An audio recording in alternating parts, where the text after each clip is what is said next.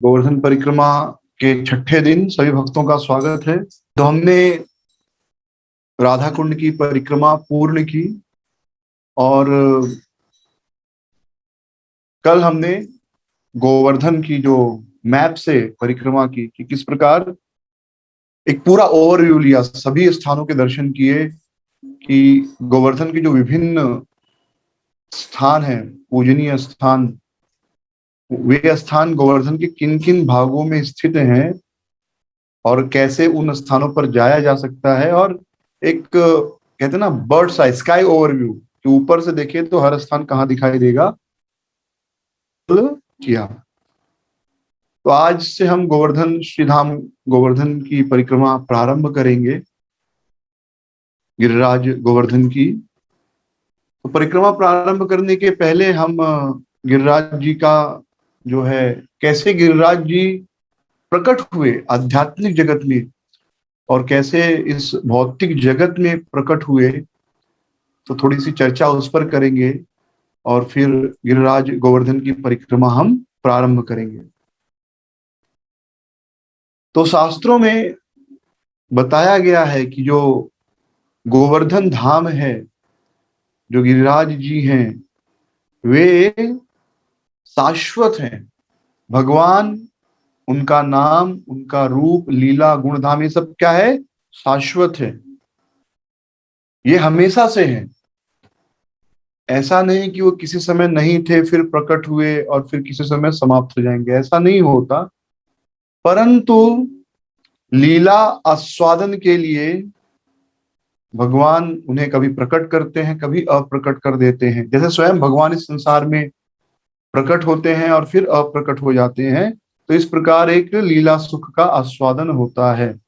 तो वैदिक पंचरात्र में गर्ग संहिता में किंग बहुलास्व और नारद मुनि के बीच एक वार्तालाप है कि एक बार श्रीमती राधा रानी ने भगवान श्री कृष्ण से पूछा कि एक ऐसे विशेष स्थान का निर्माण कीजिए जहां पर यमुना जी हो और उनके बगल में वह स्थान हो जहां पर हम अपनी दिव्य रास लीला कर सकें। तो भगवान ने कहा तथास्तु, और जैसे ही भगवान ने तथास्तु कहा, भगवान ने अपने हृदय में झांका और हृदय से, उनके हृदय से एक सुंदर पर्वत प्रकट हुआ। यानी भगवान का हृदय ही प्रकट हो गया पर्वत के रूप में, और तुरंत एकाएक बहुत बड़ा होने लगा। और उस पर्वत में बहुत सारी गुफाएं थी, बहुत से झरने बह रहे थे, बहुत से सुंदर वृक्ष थे, कदम और बकुल के वृक्ष, और बहुत सी लताएं, मंदार और कुंड की, ये सब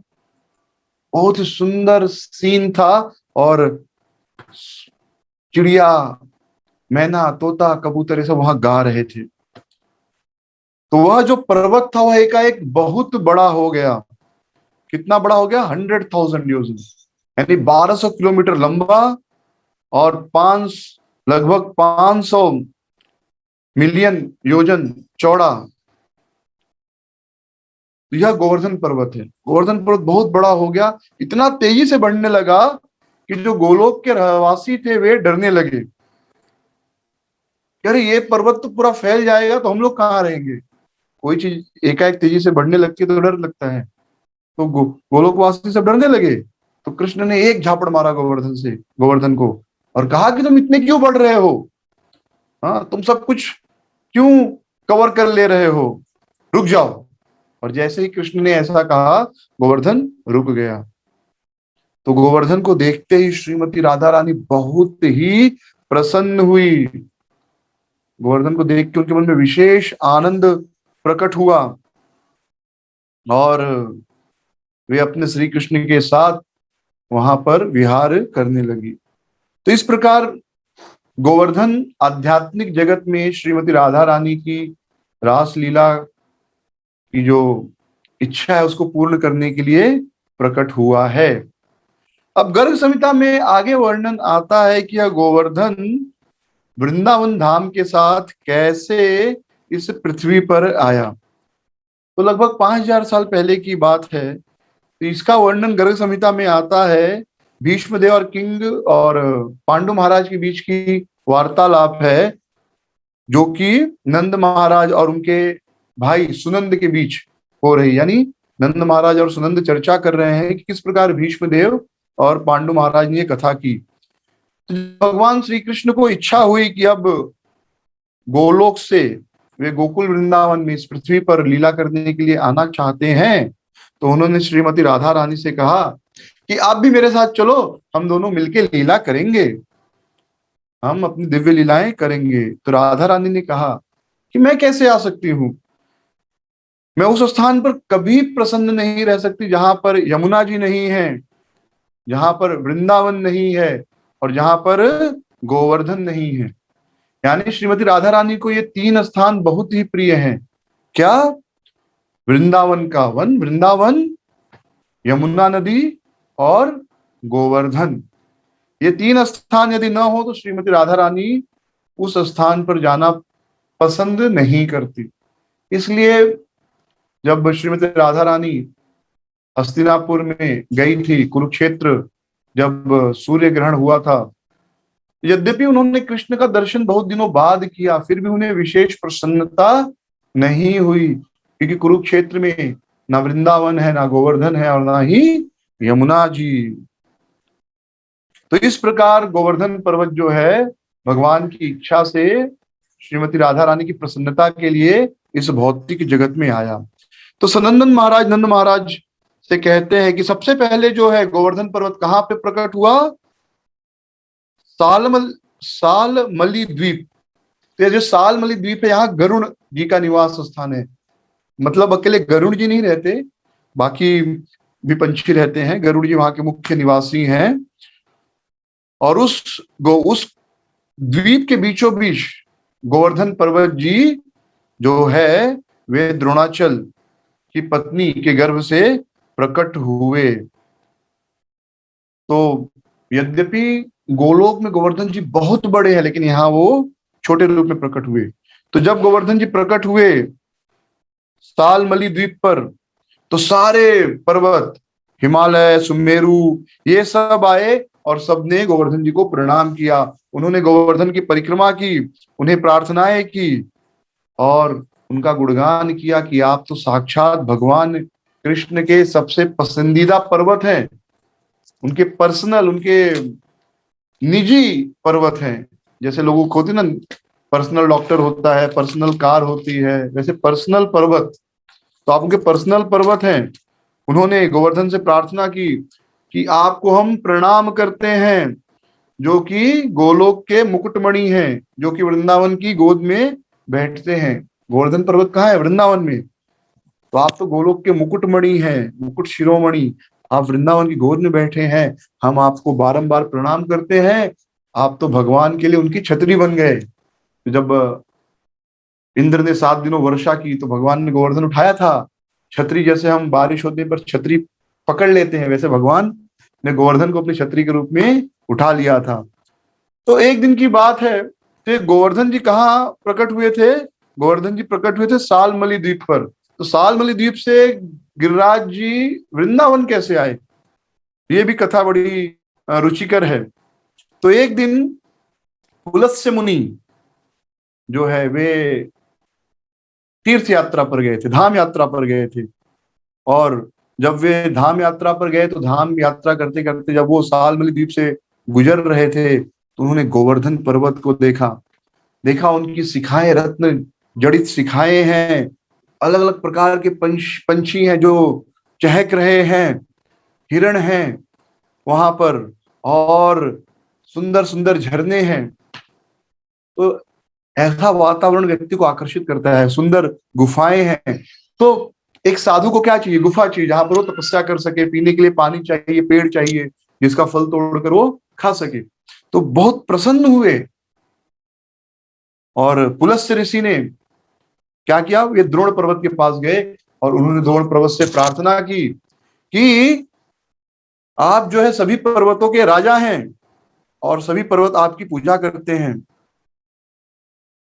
और आपके पर्वत पर सुंदर सुंदर जड़ी बूटियां हैं, आप हमेशा दूसरों की मदद करते हैं। मैं जो है गंगा के किनारे रहता हूँ, कहाँ? वाराणसी, काशी विश्वनाथ, जो कि भगवान शिव जी का स्थान है। वह ऐसा पवित्र स्थान है, काशी ऐसा पवित्र स्थान है कि कोई व्यक्ति बड़े से बड़ा पापी हो तो भी उसे काशी में मुक्ति मिल जाती है।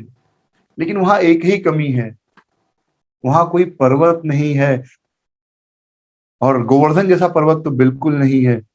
तो यदि आप गोवर्धन पर्वत को, अपने पुत्र को मेरे साथ भेज दें, तो मैं वहां बड़े प्रसन्नता पूर्वक तपस्या कर पाऊंगा। कृपया मेरी प्रार्थना स्वीकार करें। तो इस प्रकार पुलस्त्य ऋषि ने द्रोण पर्वत से प्रार्थना की।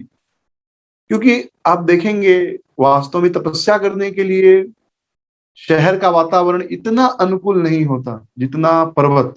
क्योंकि पर्वत पर आप तपस्या करते हैं, वातावरण अच्छा होता है, आसपास नदी है, झरने हैं, तो मन अपने आप प्रसन्न रहता है, संसार की चिंताओं से मुक्त रहता है, और नाम जब तपस्या अच्छे से होती है। फिर गुफाएं जिसमें आप विश्राम कर सकते हैं, पेड़ हैं जिनके फल आप खा सकते हैं, यानी आपको किसी से भिक्षा मांगने के लिए भी जाने की जरूरत नहीं। उन्होंने द्रोण पर्वत से प्रार्थना की कि अपना पुत्र हिमालय मुझे दे दे, और मैं अच्छे से तपस्या करूंगा। तो जब द्रोण पर्वत ने सुना तो एकदम भाव में आ गए। कह रहे मेरा बेटा मेरे से दूर चला जाएगा। जैसे ही हम ये सोचते हैं कि मेरा बेटा बेटी मुझसे दूर चले जाएगा, तुरंत मन में बहुत दुख होता है।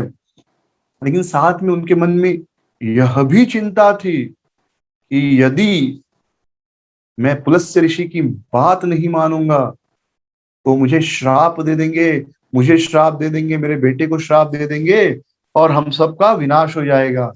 तो अपने बेटे को श्राप से बचाने के लिए, खुद को श्राप से बचाने के लिए, हमारी जो पूरी कम्युनिटी है उन सबको श्राप से बचाने के लिए मुझे पुलस्त्य ऋषि की बात मान लेनी चाहिए। और उन्होंने जो है पुलस्त्य ऋषि को द्रोण पर्वत ने अपना पुत्र दान के रूप में दे दिया। फिर पुलस्त्य ऋषि ने कहा गोवर्धन से कि चलो आप। तो गोवर्धन ने पुलस्त्य ऋषि से कहा कि ठीक है, मैं आपके साथ आऊंगा, लेकिन आप मुझे क्या उठा पाएंगे? आपकी इतनी शक्ति है, मैं बहुत बड़ा हूं, मैं करीब 8 योजन लंबा हूं। देखिए गोलोक में बहुत लंबे हैं, मिलियंस ऑफ योजन, 10 लाख किलोमीटर से भी ज्यादा। लेकिन यहाँ पर वो क्या कह रहे हैं, मैं 8 योजन लंबा, यानी 96 किलोमीटर लंबा। तो अगर गोवर्धन पर्वत जिस रूप में उस समय थे आज भी होते तो परिक्रमा में हमारी हालत खराब हो जाती। 96 किलोमीटर एक तरफ, फिर दूसरी तरफ 96, यानी लगभग 200 किलोमीटर, और फिर चौड़ाई भी थी ना, यानी लगभग 300 किलोमीटर की गोवर्धन परिक्रमा हो जाती। तो मैं 96 किलोमीटर लंबा हूँ, 5 यानी 60 किलोमीटर चौड़ा हूँ, और 24 किलोमीटर ऊंचा हूँ। इतने ऊंचे थे गोवर्धन पृथ्वी पर जब वो प्रकट हुए थे।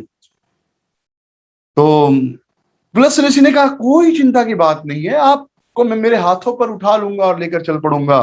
तो गोवर्धन ने कहा ठीक है, मैं आपके साथ चलने को तैयार हूं, लेकिन मेरी एक शर्त है, आप मुझे जमीन पर जहां भी रख देंगे उससे आगे मैं नहीं जाऊंगा, वहीं स्थिर हो जाऊंगा। पुलस्त्य ऋषि स्वीकार कर लिए बात कि ठीक है भाई। तो पुलस्त्य ऋषि जो है, उन्होंने गोवर्धन को अपने हाथों पर उठा लिया, और सब हैरान हो गए। वह पर्वत बड़े आसानी से पुलस्त्य ऋषि के हाथों पर आ गया, और पुलस्त्य ऋषि बड़े आसानी से गोवर्धन को उठाकर लेकर चलने लगे। तो ये तपस्या की शक्ति होती है। बड़े आसानी से उतने विशाल पर्वत को पुलस्त्य ऋषि लेकर चल पड़े। कहा? वाराणसी, यूपी में। और आपको पता है वृंदावन भी यूपी में है। तो वो जो है कहाँ से लेकर आ रहे हैं इनको? सालमली द्वीप से लेकर आ रहे हैं, जहां पर द्रोण पर्वत थे, वहां पर जहां जन्म हुआ था गोवर्धन जी का। तो वहां से लेकर वे आ रहे हैं। तो रास्ते में चलते चलते वे पहुंचे वृंदावन, व्रज पहुंचे। व्रज को देखते ही गिरिराज जी के मन में एक अभूतपूर्व आंदोलन हुआ। उनको स्मरण हुआ कि अरे यहाँ पर तो भगवान श्री कृष्ण अपनी सारी लीलाएं करने वाले हैं, और श्रीमती राधा रानी स्वयं प्रकट होने वाली हैं। तो मुझे यहाँ रुककर उनकी सेवा में भाग लेना चाहिए, मुझे यहीं रुक जाना चाहिए।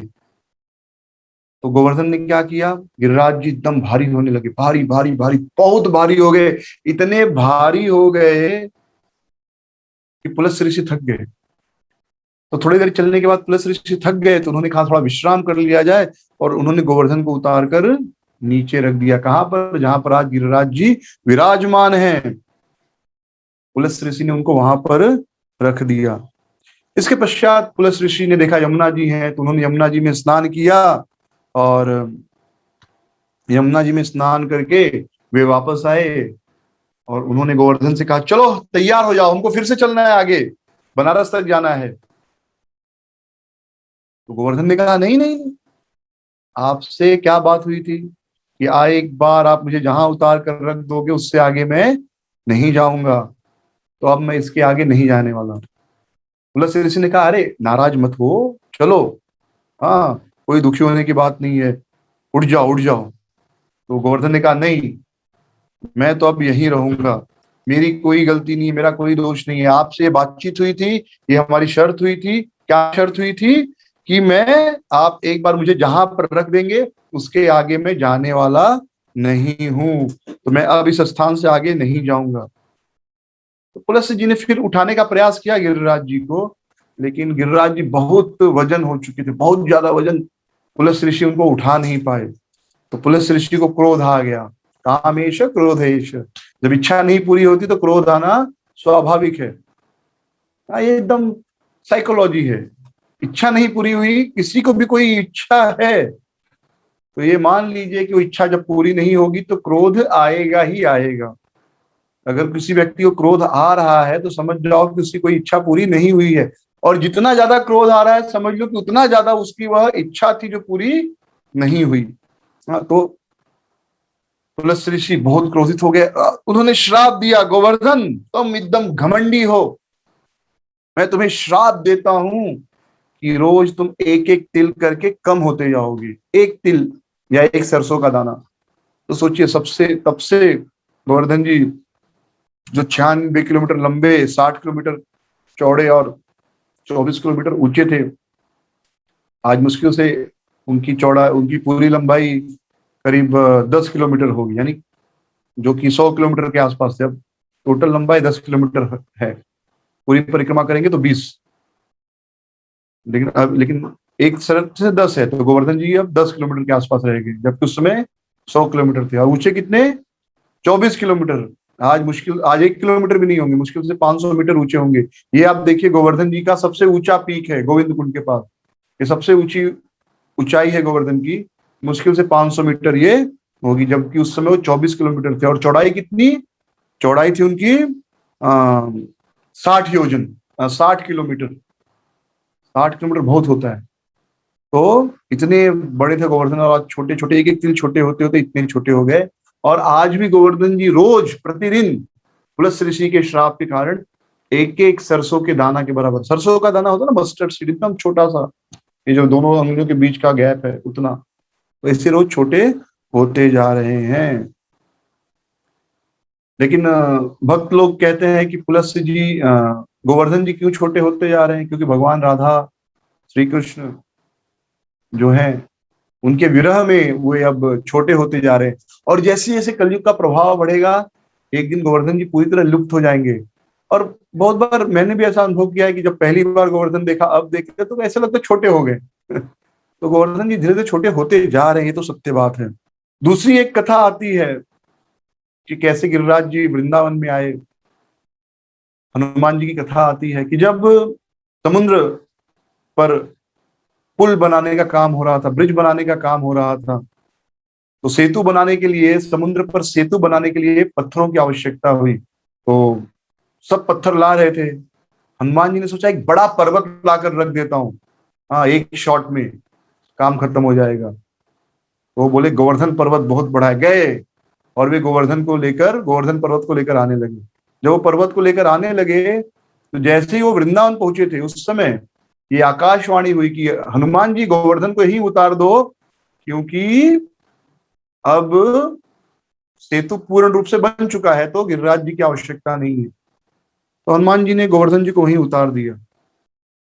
गोवर्धन जी को बहुत दुख हुआ कि मैं सेवा में नहीं लग सका भगवान श्री राम के। तो हनुमान जी ने उनसे कहा कि आप दुखी मत होइए, हाँ गिरिराज जी आप दुखी मत होइए, यद्यपि आप भगवान के चरण स्पर्श नहीं पा सके, क्योंकि अगर सेतु ब्रिज में गोवर्धन जी का उपयोग होता तो भगवान उस पे चलते और लंका पहुंचते, तो भगवान के चरण कमलों का स्पर्श गिरिराज जी को प्राप्त होता। तो भगवान हनुमान जी ने कहा आप चिंता मत कीजिए, यद्यपि आपको भगवान श्री राम के चरण कमलों का स्पर्श प्राप्त नहीं हुआ, पर विश्वास मानिए, यही भगवान श्री राम जब पुनः अवतार लेंगे श्री कृष्ण रूप में, तो आपको एक बार नहीं कई बार अपने चरणों का स्पर्श प्रदान करेंगे और आपको स्वयं अपने हाथों पर उठाएंगे, आपको इतना बड़ा सम्मान भी देंगे। तो यदि गिरिराज जी सेतु पर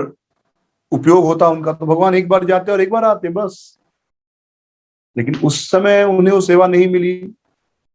लेकिन हनुमान जी के आशीर्वाद से या हनुमान जी के कथनानुसार गिरिराज जी जब व्रज में प्रकट हुए तो 10 सालों तक लगातार भगवान श्री कृष्ण गोवर्धन पर्वत पर खेले हैं। 10 नहीं तो कम से कम 6-7 साल तो खेलेंगे। 4 साल से वो गोवर्धन जाने लगे थे, तो 4 से 11 यानी 7 साल तक, 7 सालों तक लगातार गिरिराज जी को भगवान के चरण कमलों का स्पर्श प्राप्त हुआ, उनकी सेवा करने का अवसर प्राप्त हुआ, और एक बार तो स्वयं में भगवान की छतरी बन गए, अम्ब्रेला बन गए।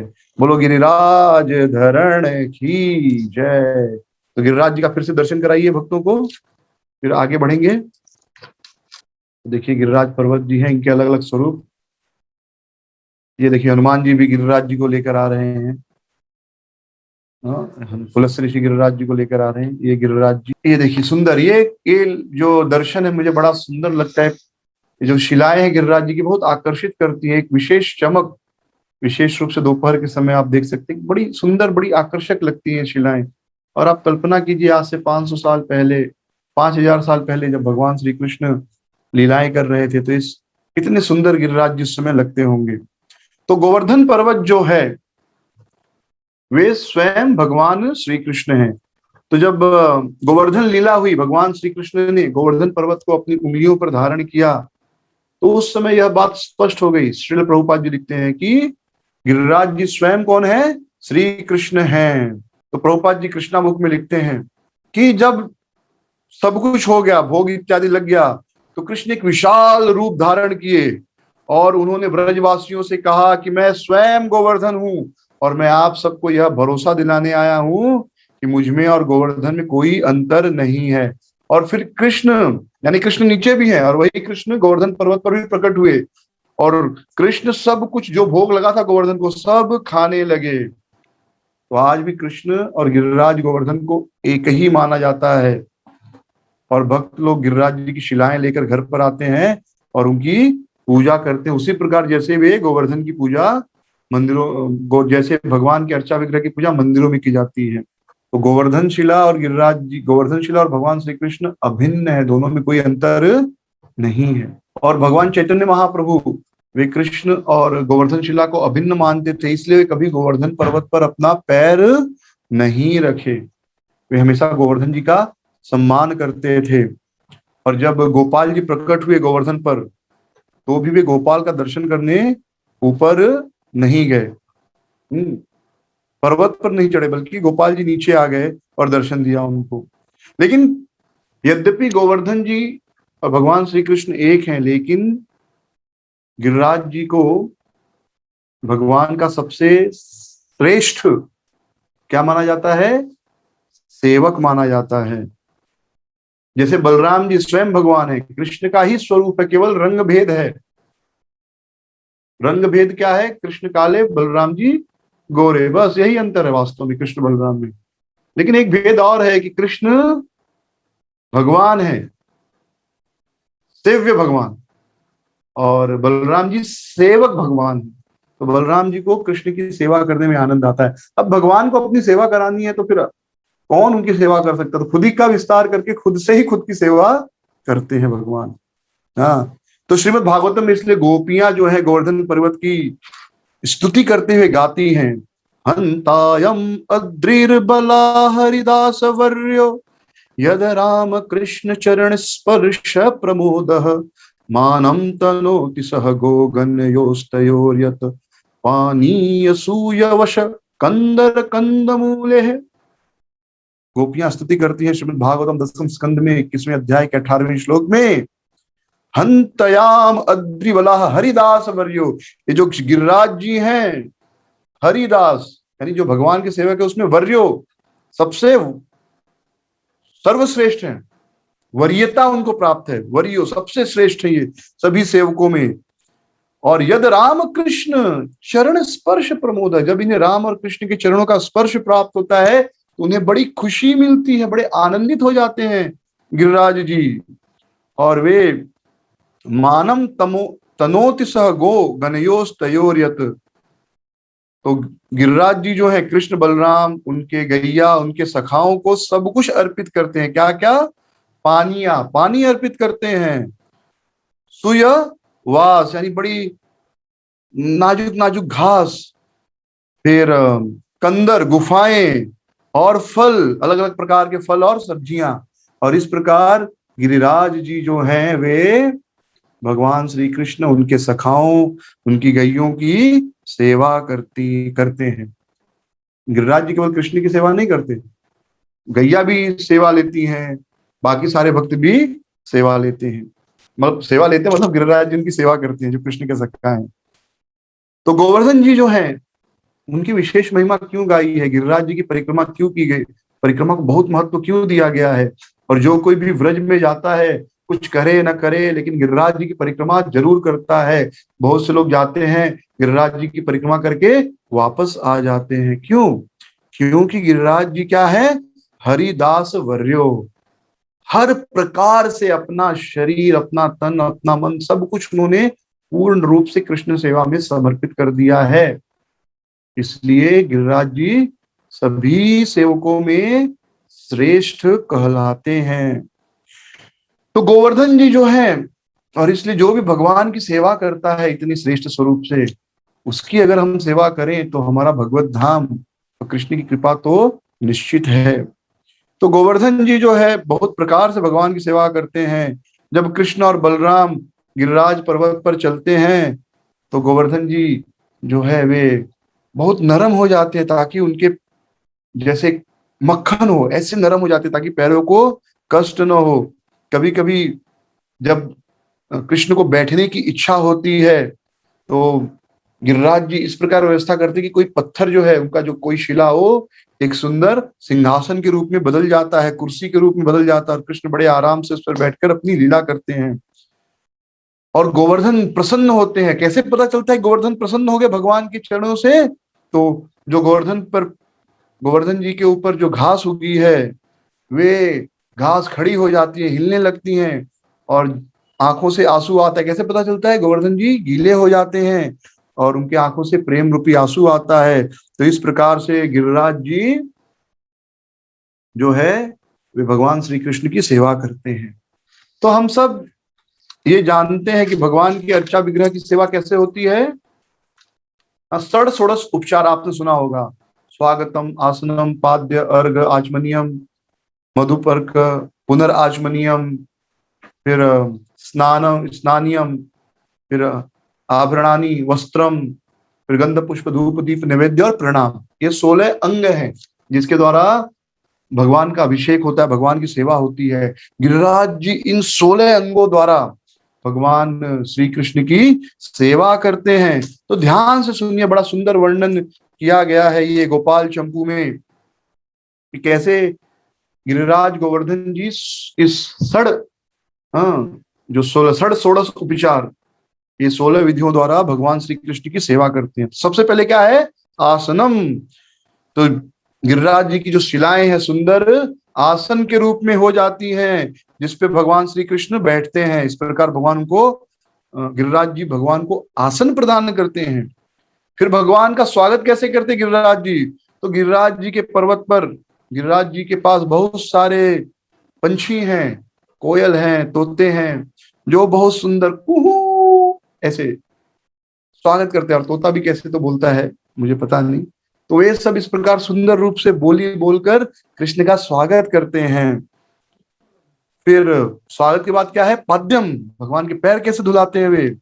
तो जो झरने बहते हैं उन झरनों में केवल जो पाद्यम होता है उसमें केवल पानी नहीं होता, पानी के साथ दुर्वा घास और एक श्यामनक करके बीज होता है, वो सब डाल के पाद्य बनता है। जब अभिषेक किया जाता है तो सारी चीजें महत्वपूर्ण होती है। तो गोवर्धन जी के झरने के पानी में दुर्वा घास होती है, श्यामनक बीज होता है, और ये सब उस जल द्वारा भगवान अपने पैर धोते हैं, और इस प्रकार गोवर्धन उनको पाद्यम प्रदान कर रहे हैं। फिर अर्घ, तो गिरिराज जी क्या करते हैं, जो छोटे छोटे खड्डे होते हैं उसमें दरभा दुर्भा घास होती है, और वो पानी द्वारा भगवान अपने कभी भी सर पे लेते हैं, मुंह धोते हैं, और इस प्रकार गिरिराज जी उनको अर्घ प्रदान करते हैं। उसके पश्चात जो आसपास जति लवंग, क्योंकि पर्वत में बहुत सारे वृक्ष उगते हैं, तो लवंग के वृक्ष, लवंग होता है, जति, कक्कोल, ये सब जो गोवर्धन जी पर उगता है, वो सब मिलाकर पानी जो है भगवान पीते हैं, और इस प्रकार गिरिराज जी द्वारा कृष्ण को आचमनियम प्रदान किया जाता है। फिर मधुपर्क, मधुपर्क यानी दूध दही घी। तो जो गायें हैं वे गिरिराज जी की घास खाकर बढ़िया दूध देती हैं, उन दूध से घी दही ये सब बनता है, जो कि, और मधुमक्खी के छत्ते होते हैं जिनसे मधु मिलता है, तो उन सब से जो मधुपर्क बनता है भगवान प्राप्त करते हैं, और इस प्रकार गिरिराज जी उनको मधुपर्क प्रदान करते हैं। उसके पश्चात आसनी स्नानियम, भगवान स्नान करते हैं। कैसे स्नान करते हैं, तो गोवर्धन जी में तो बहुत सारे झरने हैं। अब देखिए, लोग वाटरफॉल देखने आते हैं वर्षा के दिनों में, तो गिरिराज जी से ऊपर से भी पानी गिरता है, और बहुत सारे पेड़ इत्यादि होते हैं, तो झरने बड़े सुंदर लगते हैं। तो स्नानियम प्रदान करते हैं गिरिराज जी को, गिरिराज जी स्नानियम प्रदान करते हैं कृष्ण को स्नान करने के लिए। और उसके बाद वस्त्र प्रदान करते हैं। कैसे, कि जो पेड़ होते हैं उनके जो, तो गिरिराज जी के ऊपर उस समय जो पेड़ होते थे उनकी जो छालें होती थी सुनहरे कलर की होती थी, और रेशम की छालें, उससे भगवान वस्त्र बनाकर अपने सखाओं के साथ पहनते थे, और इस प्रकार गिरिराज जी उन्हें वस्त्रम प्रदान कर रहे हैं। वस्त्र के बाद क्या है, गंध पुष्प धूप दीप और आभरणिम, आभरणिम यानी श्रृंगार। हाँ, स्नानियम वस्त्रम, भगवान को वस्त्र दिया जाता है। फिर आभरणानी, आभरणानी मतलब श्रृंगार कराया जाता है भगवान का। तो श्रृंगार कैसे है, तो गिरिराज जी के जो गिरिराज धरण पर्वत है, तो वहां पर बहुत सारे अलग अलग प्रकार के मिनरल्स मिलते हैं, खनिज अलग अलग रंग के, पीले रंग के, लाल रंग के, तो उससे भगवान अपना श्रृंगार करते थे। तो इस प्रकार वे आभरणानी प्रदान कर रहे हैं। और फिर पुष्प, गंध पुष्प, तो पहले गंध और पुष्प। तो गंध कैसे, पुष्प कैसे, गिरिराज जी के में, गिरिराज पर्वत में बहुत सारी लताएं प्रकट होती हैं जिनमें बहुत सारे फूल उगते हैं। उन फूलों का हार कृष्ण पहनते थे, एक हार, एक फूल यहाँ लटका लिए, यहाँ लिए, कानों में बना के पहन लिए, माला पहन लिए, हाथों में पहन लेते थे। सारे सखा उन फूलों को लाकर भगवान को श्रृंगार करते थे। इस प्रकार गिरिराज जी उनको पुष्प प्रदान करते थे। हाँ, तो पुष्प हो गया। गंध कैसे, गंध यानी अगरबत्ती, दिखा गंध पुष्प, तो गंध यानी अगरबत्ती, तो अगरबत्ती यानी सुगंध, एक्चुअली गंध का अर्थ है सुगंध। तो ये जो हम भगवान को केमिकल वाला अगरबत्ती दिखाते ना, एक गलत है, कुछ फायदा नहीं है उसका, उसमें से गंध आना चाहिए। अगरू, अगरू से बना है अगरबत्ती, अगरू से अगरबत्ती बनता है। आजकल लोग साइकिल छाप केमिकल वाला अगरबत्ती भगवान को दिखाते हैं, वो आप रोज सूंघेंगे बीमार पड़ जाएंगे, क्योंकि वो केमिकल है। तो इसलिए कभी भी, अभी जैसे भगवान की कृपा से अभी बहुत सारी गौशालाएं हैं इस्कॉन की, और बहुत सारी बाहर की भी है, जहां पर देसी गाय के गोबर से अगरबत्ती बनती है, वो उपयोग किया कीजिए भगवान की सेवा में। भगवान बहुत प्रसन्न होंगे, और घर में बहुत पॉजिटिविटी आएगी। कभी भी अगरबत्ती मत उपयोग कीजिए। मंदिरों में भी अगरबत्ती उपयोग होता है, और मैंने एक दो बार लोगों से कहा भी, लेकिन आप कुछ मंदिरों में देखेंगे जैसे राधा गोपीनाथ, राधा रास बिहारी, तो वहां पर वो गाय के गोबर का बना हुआ अगरबत्ती यूज कर रहे हैं, ये वाला अगरबत्ती बंद कर दिया है। हाँ, तो हमें गाय के गोबर का बना हुआ अगरबत्ती जो है, हाँ, वो यूज करना चाहिए। तो गंध कैसे देते हैं, तो जब सुरभि गाय गोवर्धन पर चलती है तो अपने खुरों द्वारा गोवर्धन पे चलती है, तो धूल उड़ती है। और वो धूल जो होती है, आप सुनेंगे गोधूली का समय, संध्या का समय होता है ना, गोधूली का समय, गाय वापस आती हैं तो उनके खुरों से धूल उड़ती है। उस समय बड़ा ही शुभ माना जाता है, बड़ा ही पवित्र माना जाता है। और वो मिट्टी जो धूल उड़ती है ना, वो शरीर पर पड़ती है, सारे पाप धुल जाते हैं, गाय के खुर की मिट्टी। लेकिन अब गाय ही नहीं है तो मिट्टी कहाँ उसकी खुर की मिलेगी। तो इस प्रकार गिरिराज जी उन्हें अगरबत्ती अर्पित कर रहे हैं, गंध पुष्प, फिर धूप। हाँ, गंध धूप हो गए, गंध पुष्प धूप, दीप। दीप कैसे, तो दीप जो है वे अर्पित करते हैं गिरिराज जी के पास जो गिरिराज पर्वत है, बहुत सारे रत्न मणिक हैं, तो उनसे निरंतर प्रकाश प्रकट होता है, यहाँ तक कि दिन में भी। मणि का प्रकाश रात में दिखाई देता है, दिन में तो नहीं दिखाई देता, लेकिन गिरिराज जी अपना प्रकाश प्रकट करते हैं और इस प्रकार वो भगवान को दीप अर्पित कर रहे हैं। और गुंजा गुंजा फिर मोर पंख और फूलों की बहुत सारी लताओं द्वारा वे भगवान को इस प्रकार हवा प्रदान करते हैं गिरिराज जी, और इस प्रकार उनको वे जो है गंध पुष्प धूप दीप दिखा रहे हैं। और अंत में बहुत सारे चीजें भगवान को गिरिराज जी से प्राप्त होती हैं, जैसे फल इत्यादि, और वह भगवान के लिए नैवेद्य है। तो इस प्रकार जो है कृष्ण की सेवा, षोडश उपचार पूजा गिरिराज जी जो है वे कृष्ण की करते हैं। तो बड़ा ही सुंदर वर्णन गोपाल चंपू में दिया गया है। इसलिए गिरिराज जी को जो है सबसे श्रेष्ठ सेवक माना गया है। और इसके अलावा गिरिराज जी क्या करते हैं, गिरिराज जी इस प्रकार की व्यवस्था करते हैं कि गोपियां कृष्ण के और करीब आए। तो जैसे एक उदाहरण देते हैं कि एक बार एक गोपी जो है वो कृष्ण से नाराज होकर दूर चली गई। तो जब वो जा रही थी तो वो कृष्ण से नाराज हो गई थी, इसलिए दूर जा रही थी। तो गिरिराज जी ने क्या किया, एक सांप भेज दिया। सांप को देखते ही गोपी डर गई। तो कैसे होता है, जैसे हम डर जाते तो तुरंत किसी को गले पकड़ लेते जो हमारे करीब हो, जिसको हम प्रेम करते, तो तुरंत गोपी डर के आई और कृष्ण को गले लगा ली जोर से, और इस प्रकार उसका गुस्सा भी दूर हो गया। तो इस प्रकार गिरिराज जी जो है वे हर प्रकार राधा कृष्ण की सेवा करते हैं। इसलिए उन्हें गोपीदास वरय कहते हैं, गोपीदास हरिदास वरय, यानी भगवान हरि के सेवकों में सर्वश्रेष्ठ सेवा, सबसे श्रेष्ठ सेवा करते हैं वो हर प्रकार से। अब कोई कहेगा कि हम तो सुनते राधा रानी सबसे श्रेष्ठ सेवा करती हैं, कोई कहेगा बलराम जी सबसे श्रेष्ठ सेवा करते हैं, सही है। तो ये तो आप लोग जिसके बारे में बात करते हैं कहते हैं कि जैसे आप अभी गोवर्धन के बारे में कह रहे हैं, गोवर्धन जी सबसे श्रेष्ठ सेवा कर रहे हैं। अब राधा रानी के बारे में बात करेंगे तो कहेंगे राधा रानी सबसे बड़ी सेविका है। तो देखिए सबका सेवा अलग अलग है, सबकी सेवा जो है अलग अलग है। तो उस सेवा में वो व्यक्ति सबसे श्रेष्ठ सेवा कर रहा है। जैसे जो माधुर्य रस है, माधुर्य रस में राधा रानी से श्रेष्ठ सेवा कोई नहीं कर सकता, ठीक है। जो माधुर्य रस का आस्वादन और उसमें जो परकिया रस का आस्वादन है, उसमें राधा रानी से श्रेष्ठ कोई नहीं है जो उन्हें उसका आस्वादन दे सके। लेकिन अब जो दास्य भाव वाली सेवा है, जैसे कृष्ण का षोडश उपचार विधि से पूजा करना, कभी राधा रानी षोडश उपचार से कृष्ण की पूजा थोड़ी नहीं करती है। उनको अगरबत्ती दिखाएंगी, ओम जय जगदीश, ऐसे नहीं करती वो अलग तरीके से सेवा करती, गिरिराज जी अलग तरीके से सेवा करते हैं।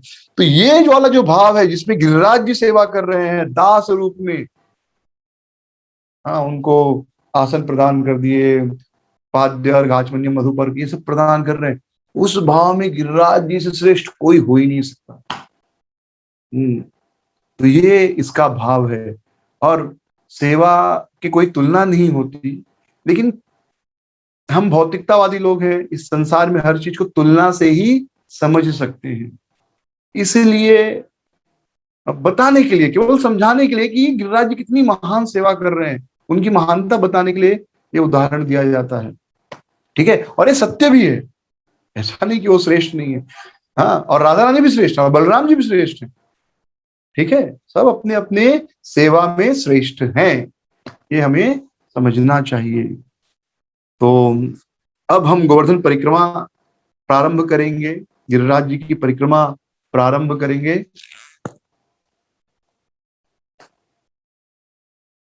तो गिरिराज परिक्रमा प्रारंभ कैसे हुई, तो आदि वराह पुराण में वर्णन है गिरिराज जी के परिक्रमा के बारे में। स्नात्वा मनसा गंगायाम दृष्ट्वा गोवर्धने हरिम, ध्यान से सुनिए, अन्नकूटम परिक्रम किम मनः परितप्यसे। कितनी सुंदर बात कह रहे हैं। स्नात्वा मनसा गंगायाम, जो कोई मानसी गंगा में स्नान कर ले, मानसी गंगा में स्नान करने के बाद और फिर दृष्ट्वा गोवर्धने हरिम, और गिरिराज गोवर्धन में हरिदेव का दर्शन करे, गिरिराज जी का दर्शन करे और फिर अन्नकूटम परिक्रमे, और फिर अन्नकूट की परिक्रमा करे, यानी जो अन्नकूट तीर्थ है गिरिराज जी की परिक्रमा करे। किम मन परितप्य से, तो फिर कौन सा मन दुखी रह सकता है। तो एक बार भी कोई ऐसा कह दे कि मैं गिरिराज जी गया और गोवर्धन का दर्शन किया और हरिदेव के दर्शन किए, मानसी गंगा के दर्शन किए और मैं बहुत दुखी था उस दिन, कोई नहीं कह सकता। मुझे तो अनुभव नहीं और ना मैंने किसी को देखा है कि गिरिराज जी की परिक्रमा, मानसी गंगा का स्नान दर्शन करने के बाद, हरिदेव का दर्शन करने के बाद कोई दुखी रहे। मैंने ऐसे तो नहीं देखा है आज तक। तो जब गोवर्धन लीला हुई, भगवान गिरिराज जी को बहुत सारा भोग लगा, उसके पश्चात सारे ब्रजवासियों ने वृंदावन गोवर्धन जी की परिक्रमा की। भगवान श्री कृष्ण ने कहा यह गोवर्धन मुझे बड़ा प्रिय है, अब हम सब इनकी परिक्रमा करेंगे। तो सारे ब्रजवासी जो है एकत्र हो गए, उन्होंने अपनी गैयों को सुंदर तरीके से सजाया, उन्हें पहले घास खिलाई, फिर अपनी गायों को आगे रखकर वे गिरिराज जी की परिक्रमा करने लगे। और जो गोपियां थी उन्होंने अपने आप को बड़े सुंदर तरीके से सजाया और वे सब गैयों वो सब बैलगाड़ी में बैठ गई। तो परम पूज्य राधा गोविंद गोस्वामी महाराज जी की एक कथा सुन रहा था, तो महाराज कह रहे थे कि देखिए आजकल स्त्रियां पैदल परिक्रमा करती हैं या दंडवती परिक्रमा करती हैं, पर उन्हें ये करने की आवश्यकता नहीं। वे हम पर ऐसा पढ़ते हैं कि स्त्रियां बैलगाड़ी में परिक्रमा करती थी। हाँ, तो उससे उनको पूर्ण फल प्राप्त होता है। तो स्त्रियों को पैदल परिक्रमा करने की कोई आवश्यकता नहीं, वो बैलगाड़ी में बैठकर या किसी वाहन द्वारा परिक्रमा कर सकती हैं। तो सारी जो गोपियां थी अपने आप को सुंदर उन्होंने सजाया और कृष्ण की गुणगान, कृष्ण की महिमा गाते गाते वे सब भी बैलगाड़ी में बैठकर परिक्रमा करने लगी। और जो ब्राह्मण थे वे गोवर्धन की पूजा करने लगे, उन्होंने आशीर्वाद दिया गोपियों को जिन्होंने गोवर्धन की पूजा की थी। तो तब से लेकर आज तक गिरिराज गोवर्धन की परिक्रमा होती है और लोग नंगे पांव गिरिराज जी की परिक्रमा करते हैं। तो साधारण रूप से बहुत से लोग मानसी गंगा से परिक्रमा शुरू करते हैं, कुछ लोग कुसुम सरोवर से या कुछ लोग राधा कुंड से। तो कोई गलत नहीं है, परिक्रमा का मतलब आप जहां से शुरू करें वहीं पर पूर्ण करें, ये परिक्रमा का अर्थ होता है कि आप जिस स्थान से शुरू कर रहे हैं उसी स्थान पर आकर पूरा होना चाहिए, यानी एक बार पूरी तरह घूमना, उसे परिक्रमा कहा जाता है। तो आप राधा कुंड से शुरू करें या मानसी गंगा से या दान घाटी से, कुसुम सरोवर से, इस चीज से कोई फर्क नहीं पड़ता है। आप जहां पर जो भी स्थिति आपके लिए ज्यादा सुविधाजनक हो वहां से परिक्रमा शुरू करनी चाहिए और वहीं पर परिक्रमा पूर्ण करनी चाहिए। तो आज हम लोग परिक्रमा प्रारंभ करेंगे। तो मैं जिस बुक के द्वारा परिक्रमा कर रहा हूँ भक्ति चैतन्य स्वामी महाराज ने लिखी है, तो इस किताब में, इस पुस्तक में गोवर्धन परिक्रमा जो है वह मानसी गंगा दान घाटी से महाराज जी प्रारंभ करते हैं। तो उनका सम्मान करते हुए हम मानसी गंगा से ही परिक्रमा प्रारंभ करेंगे। यद्यपि हमने इसके पहले राधा कुंड दर्शन परिक्रमा की, लेकिन महाराज से सम्मान करते हुए मानसी गंगा से परिक्रमा प्रारंभ करके मानसी गंगा पर ही परिक्रमा अपनी गिरिराज जी की पूर्ण करेंगे। तो जो गिरिराज जी की परिक्रमा प्रारंभ होती है वह हम मानसी गंगा से प्रारंभ करेंगे। तो पहले ये वीडियो ध्यान से देखिए।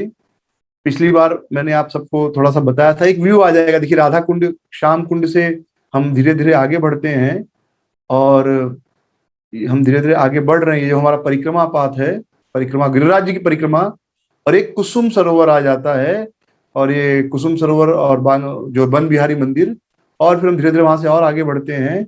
आगे बढ़ते बढ़ते परिक्रमा में हम पहुंचते हैं। देखिए यहाँ पर, जहाँ पहले चैतन्य महाप्रभु ने दर्शन किए गिरिराज जी के, और आगे बढ़ते हैं हम। Let it move slowly, no problem. आगे बढ़ते बढ़ते अब आएगा जो है ये है आपका मानसी गंगा। रुक जाइए यहाँ पर, हाँ यहाँ पर ये है मानसी गंगा दान घाटी। तो हम लोग यहाँ से परिक्रमा शुरू कर रहे हैं। दिखाइए स्थान, दिखाइए जहां से हम परिक्रमा शुरू करेंगे। नीचे आइए, नीचे और नीचे, नीचे रास्ते पे आइए, हाँ थोड़ा आगे, हाँ यहाँ से थोड़ा आगे आइए। हाँ, जो दान घाटी, ये रास्ते से हम जनरली परिक्रमा शुरू करते हैं। तो सामान्यतः लोग क्या करते हैं, मानसी गंगा देख रहे हैं आप, मानसी गंगा का दर्शन कराइए, मानसी गंगा दिखाइए। हाँ, ये जो पूरा कुंड है ये मानसी गंगा है, देखिए काफी बड़ा है ये, और गिरिराज जी के बीचों बीच में है। मानसी गंगा पहले बहुत बड़ा था, फिर और छोटा हो गया, इस समय तो छोटा है, इतना छोटा नहीं तो पहले बहुत बड़ा था, और यहाँ से लेके कुसुम सरोवर तक मानसी गंगा जी थी, ऐसा भक्त बताते हैं। लेकिन अब जो है उतने ही इलाके में रहेगी, पर फिर भी काफी बड़ी है।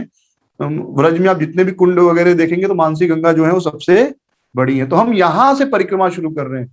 तो ये वीडियो, इसके द्वारा, ये जो मैप देख रहे हैं, इसके द्वारा हमको एक थोड़ा आइडिया है कि हम कैसे परिक्रमा करते हैं, कहाँ किस स्थान से शुरू कर रहे हैं, और फिर हम आपको बीच बीच में बताते रहेंगे हम कहाँ पहुंचे मैप से, और फिर वह स्थान से।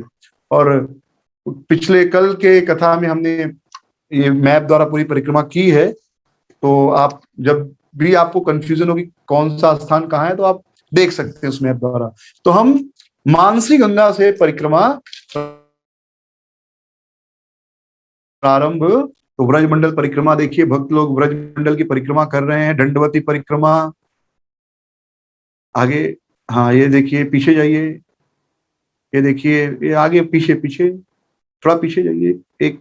हाँ, ये देखिए हम सब भक्तों ने परिक्रमा शुरू की थी। ये पिछली बार जब हम सब गए थे वृंदावन कुछ भक्तों के साथ, तो ये परिक्रमा प्रारंभ की थी। देखिए बच्चे बैलगाड़ी में बैठकर ड्राइवर के साथ परिक्रमा कर रहे हैं, नहीं बैलगाड़ी नहीं, हाथ गाड़ी तो ये सब हम लोग परिक्रमा किए थे। तो ये है मानसी गंगा। मानसी गंगा जो है काफी बड़ा है, जैसा कि आपने देखा मैप में देखा, काफी बड़ा है। तो मानसी गंगा जो है गोवर्धन पर्वत के बीचों बीच में है, ऑलमोस्ट बीचों बीच में है। जो पूरी परिक्रमा है ब्रज मानसी ये गोवर्धन की, तो राधा कुंड से करीब 8 किलोमीटर बाद ये 8 नहीं, पूरा 22 का 10, 5-6 किलोमीटर बाद मानसी गंगा पड़ती है। और फिर उसके बाद पूरा परिक्रमा जो है दोनों साइड के मिला के 20 होता है, यानी एक साइड का 10 होगा, तो बीच में 5-6 किलोमीटर यानी आधा। तो मानसी गंगा ये मंदिर है, मानसी गंगा जी का मंदिर है। अंदर प्रवेश करिए, मानसी गंगा दर्शन करिए, आचमन करिए। देखिए काफी बड़ी है मानसी गंगा, और प्रणाम कीजिए। अब तो मानसी गंगा गोवर्धन परिक्रमा के प्रारंभ में पहले मानसी गंगा में स्नान किया जाता है, और या तो आचमन करके मानसी गंगा से फिर परिक्रमा प्रारंभ करते हैं। यहाँ अंदर गंगा मैया का मंदिर है, गिरिराज जी शिला है मानसी गंगा मंदिर में, जहाँ पर लोग दूध अभिषेक करते हैं गिरिराज जी का। आप भी मानसिक रूप से दूध का अभिषेक कीजिए गिरिराज जी का। आगे बढ़िए, ये पूजा भंडार, आप कुछ खरीद के पूजा भी कर सकते हैं। तो कथा ये मानसी गंगा का वर्णन करते हुए बताया जाता है कि बहुत ही बड़ा है। गर्ग संहिता में इस प्रकार वर्णन है कि मानसी गंगा भगवान की आंखें हैं, ऐसा गर्ग संहिता में वर्णन है।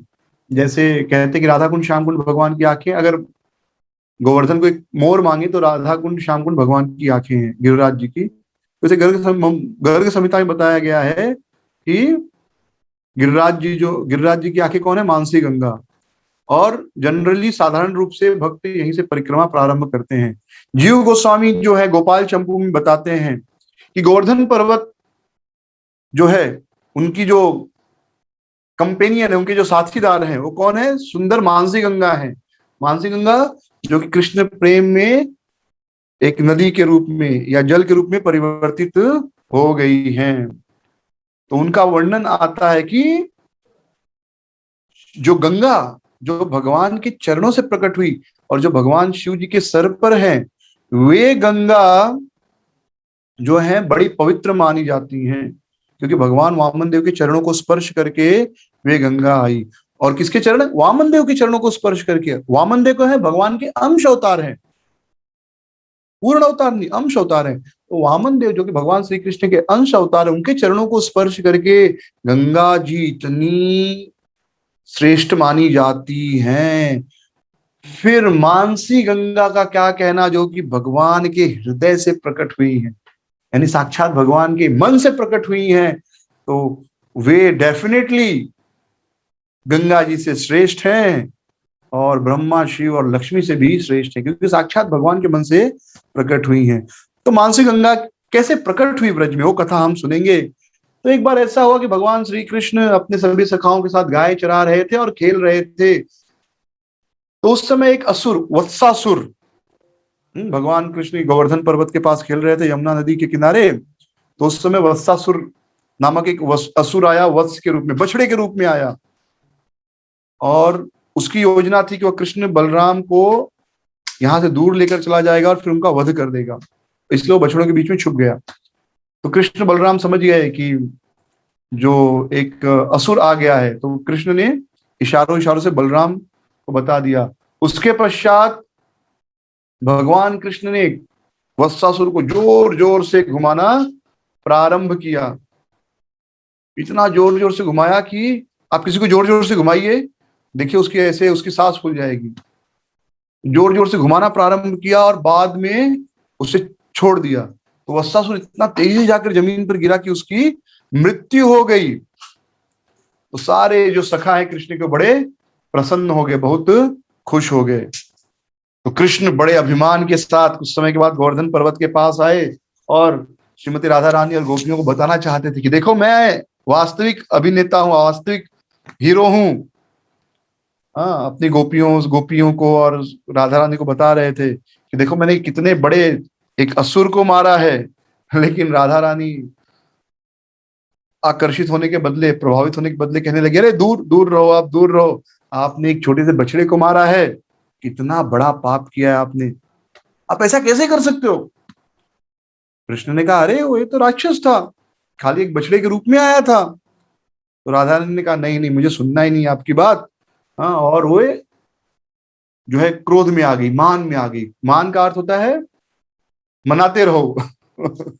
उसको कहते हैं मान। जब कोई मान में आता है फिर उसको मनाना पड़ता है। तो ये दिव्य क्रोध है। तो राधा रानी मान में आ गई। उन्होंने कहा कि जो कोई कुछ भी हो, वो तो एक छोटा सा बछड़ा था, वत्स था, और आपने उसको मार दिया। गौ हत्या का पाप लगाया, आपको पता नहीं कितना बड़ा पाप है। कृष्ण ने कहा बहस करके कोई फायदा नहीं। हाँ, क्योंकि एनीवे कोई आज तक जीत नहीं सका है बहस करके। अपनी प्रेमिका हो या पत्नी हो, कोई बहस करके उनसे जीत नहीं सकता है। तो कृष्ण ने कहा कोई बात नहीं, चलो गलती हुई मुझसे, अब मुझे बताओ मैं शुद्ध कैसे हूँ। राधा रानी का एक काम करो, आप चले जाओ गंगा में स्नान करके आओ। गंगा में स्नान करने से सभी पाप नष्ट हो जाते हैं, आप जाओ स्नान करके आओ।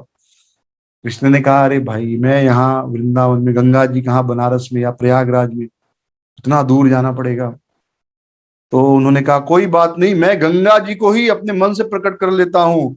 कृष्ण ने ऐसा सोचा और उन्होंने तुरंत अपने मन से गंगा जी को प्रकट किया। तो गोवर्धन पर्वत से गंगा जी प्रकट हो गई। और कृष्ण ने कहा राधा रानी देखो, गंगा जी आ गई, अब मैं इसमें स्नान करूंगा और शुद्ध हो जाऊंगा। राधा रानी ने कहा अरे, हम कैसे मान ले कि ये गंगा है। हाँ, गंगा थोड़े इस इलाके में बहती हैं, ये तो केवल तुम्हारा छल है। कृष्ण ने कहा नहीं नहीं, रुको, मैं गंगा मैया को बुलाता हूँ। और उन्होंने आवाज लगाई, गंगा मैया, गंगा माई, गंगा माई। और सब हैरान हो गए। माता गंगा प्रकट हुई अपने दिव्य वाहन के साथ। उनका वाहन कौन है? मगरमच्छ है। हाँ, तो अपने वाहन के साथ, मकर के साथ प्रकट हुई। और जब यह हुआ तो श्रीमती राधा रानी और बाकी गोपियां कुछ चुप, अब कुछ नहीं बोल सकती, अब तो सामने साक्षात प्रमाण है। फिर कृष्ण ने गंगा में स्नान किया और फिर श्रीमती राधा रानी के साथ विशेष लीलाएं की। ये भगवान की भगवत्ता है, जिसको जहां चाहे बुला ले, यही तो भगवान होता है। तो इस प्रकार मानसी गंगा का नाम पड़ा, जो कि भगवान के मन से प्रकट हुई। इसलिए श्रील भक्तिविनोद ठाकुर गीतावली में छठे भाग में कृष्ण को मानस गंगार दानी कहते हैं। मानस गंगार दानी मतलब इसने मानसी गंगा का दान दिया। तो उस समय यह एक बड़ी नदी थी और विश्वनाथ चक्रवर्ती ठाकुर कहते हैं कि यह गोविंद कुंड गोवर्धन तक बहती थी, यानी आज जहां, वहां से लेके गोविंद कुंड तक बहती थी, उतनी बड़ी थी उस समय। तो ये मानसी गंगा व्रजवासियों के सामने कैसे प्रकट हुई? तो एक समय ऐसा हुआ कि एक यात्री जो गंगा इत्यादि के दर्शन करके आया था, तो जब वह वृंदावन पहुंचा, ब्रज पहुंचा, तो सारे ब्रजवासी बैठ गए और उनसे कथा सुनने लगे कि आप तो बहुत सारी धाम यात्रा करके आए हैं, बहुत सारी कथाएं सुने होंगे, हमें वर्णन कीजिए। तो देखिए सुंदर मानसी गंगा कितनी सुंदर लग रही है, तो हमें वर्णन कीजिए मानस कि आप कहाँ कहाँ गए। तो उस तीर्थ यात्री ने बताया कि मैंने बहुत तीर्थ स्थान दर्शन किए, लेकिन एक बड़ी अद्भुत बात हुई। मैं एक बार गंगा में स्नान कर रहा था तो मैंने देखा कि भगवान विष्णु का वाहन वरुण गरुण एक सांप को पकड़े लेकर जा रहा था अपना आहार बनाने के लिए। और एक आश्चर्य मैंने देखा कि सांप की पूंछ जो है वह गंगा जी के जल को स्पर्श की और वह सांप जो है तुरंत चतुर्भुज विष्णु में परिवर्तित हो गया। अब गरुड़ जी उसको खाने के बदले अपने पीठ पर बिठाकर वैकुंठ लेकर गए। मुझे तो बिल्कुल विश्वास नहीं हुआ कि गंगा मैया में कितनी शक्ति है। गंगा मैया की जय। तो सारे जो ब्रजवासी हैं सबके मन में बड़ा कौतूहल हुआ, अरे हमें भी जाना है गंगा जी में स्नान करने। जैसे हम ब्रज कथा सुनते हैं वृंदावन की, तो सब भक्तों के मन में आता नहीं अब तो जाना है, अब तो दर्शन करना है, अब तो राधा कुंड जाना है। अब गोवर्धन परिक्रमा के बारे में सुन रहे तो अब तो गोवर्धन परिक्रमा करनी है। इस प्रकार उत्साह आता है। तो उनको भी उत्साह आया, हम भी जाएंगे गंगा, हम भी अब शुद्ध होंगे, हम भी वैकुंठ जाएंगे। तो ब्रजवासियों को कोई वैकुंठ जाने की जरूरत नहीं है, लेकिन हमको समझना चाहिए कि ब्रजवासी जो है भगवान की लीला में है, और भगवान की लीला में वे एक वैदिक जो समाज था उस समाज में वृंदावन में स्नान, गंगा नदी में स्नान करना, वैकुंठ जाना जीवन का उद्देश्य होता है। तो इस और वे नारायण की पूजा करते हैं, तो इस अनुसार उन्होंने कहा। तो वे अपना सामान बांधने लगे, सब तैयारी होने लगी, टिकट वगैरह बुकिंग हो गया, फ्लाइट का बुक हो गया, गेस्ट हाउस बुक हो गया बनारस में गंगा जी जहाँ बहती हैं, सब कुछ बुकिंग हो गया। तो भगवान कृष्ण आए, मतलब बुकिंग हो गया, मैं मजाक कर रहा हूँ, आप लोग सीरियसली मत लेना। तो सब होने के बाद सब तैयारी होने लगी, खाने होने सूखा भोजन बनने लगा जो लंबे समय तक चलता हो। तो कृष्ण आए, उन्होंने कहा अरे ब्रजवासी लोग कहाँ जा रहे हैं ब्रज को छोड़कर। तो उन्होंने कहा बाबा कहाँ जा रहे हैं आप लोग। तो नंद बाबा ने कहा हम सब जा रहे हैं गंगा जी में स्नान करने। गंगा जी भगवान विष्णु के चरणों से प्रकट हुई, हमें शुद्ध करेंगी, फिर हमें वैकुंठ मिलेगा। कृष्ण ने कहा अरे पिताजी गंगा जी तो यही है, हमारा व्रज जो है ना इसमें सारे तीर्थ हैं, कहीं जाने की जरूरत नहीं। तो आप चलो, आप लोग वहां स्नान कर लो, इतना दूर जाने का खर्चा भी बच जाएगा, फ्लाइट का वैसे भी कोरोना चल रहा है तो कहीं जाना होने का जरूरत नहीं है, अब चलो। कहाँ इतना ट्रेवलिंग करेंगे। तो नंद बाबा ने कहा अरे ये छोटा बच्चा बहुत बोल रहा है, यहाँ कहाँ ब्रज में गंगा जी है। उनका बेटा गंगा जी यहाँ नहीं है। कृष्ण ने कहा नहीं नहीं गंगा जी यही है, चलो मेरे साथ में आपको दिखाता हूँ।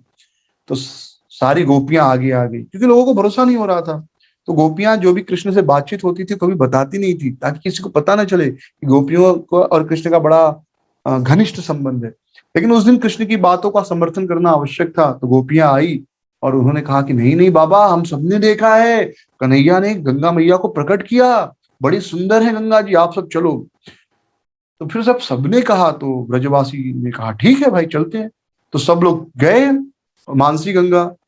और जब वो गंगा जी के किनारे पहुंचे तो कृष्ण ने मानसी गंगा की ओर आवाज देते हुए कहा देखिए ये है मानसी गंगा, ये गंगा जी हैं। नंद बाबा ने कहा अरे बेटा हमारे ब्रज में तो बहुत सारे तीर्थ हैं, बहुत सारे कुंड हैं, बहुत सारी नदियां हैं, लेकिन ये गंगा जी है, एक इस बात का क्या प्रमाण है। फिर कृष्ण ने वही चीज किया, गंगा मैया ऐसे कह के बुलाया, और तुरंत गंगा मैया प्रकट हो गई अपने मकर पर, अपने मगरमच्छ के ऊपर। तब सारे ब्रजवासियों को विश्वास हुआ ये तो साक्षात गंगा मैया हैं। और फिर सब ब्रजवासियों ने गंगा में स्नान किया।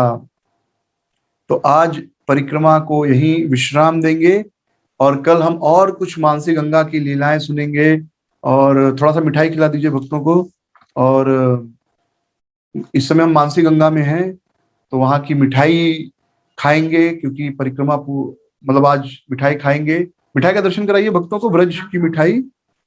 तो और उसके बाद हम मानसी देवी के दर्शन करेंगे, हरिदेव के दर्शन करेंगे, ब्रह्मकुंड के दर्शन करेंगे, भगवान की कुछ लीलाएं जो मानसी गंगा दान घाटी पे हुई उनके बारे में सुनेंगे, ऋण मोचन कुंड के दर्शन करेंगे कल, और उस लक्ष्मी नारायण मंदिर का दर्शन करके फिर हम परिक्रमा में आगे बढ़ेंगे। तो देखिए ये अब आज आप लोग दान घाटी में हैं, वहाँ की मिठाइयाँ बड़ी प्रसिद्ध हैं, भक्त बड़े प्रेम से खाते हैं।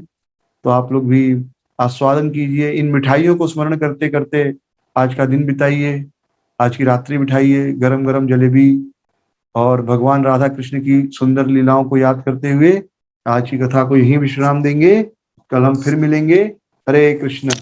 अगर आपको ये वीडियो पसंद आया हो तो प्लीज़ हमारे चैनल को लाइक, शेयर और सब्सक्राइब ज़रूर कीजिए। हरे कृष्णा।